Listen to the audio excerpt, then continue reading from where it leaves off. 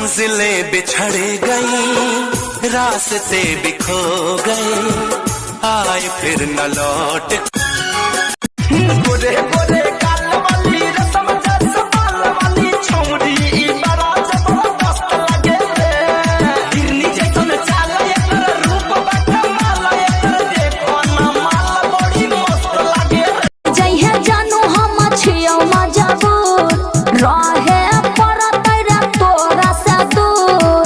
तोरे के परत क्रिया कसम, तोरे के परत क्रिया कसम। कि तू क्या इलाज करेगा मेरे जख्मों का, मैं खुद एक वैद हूं। और कुछ करना ही है ना, अगर कुछ करना ही है तो वापस उस नजर से देख, मैं तेरी पहली नजर में कह दूं। चुना है तुमको दीवाने दिल ने, इसे न तड़पाओ। जवान मौसम गुजर न जाए, करीब आ जाओ।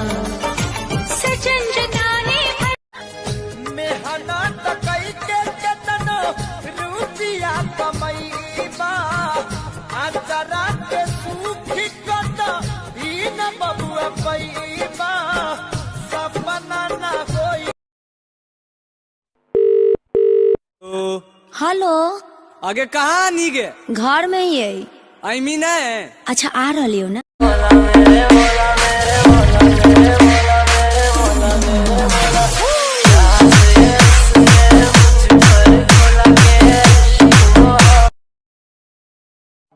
कि तू क्या इलाज करेगा मेरे जख्मों का, मैं खुद एक वैद हूं।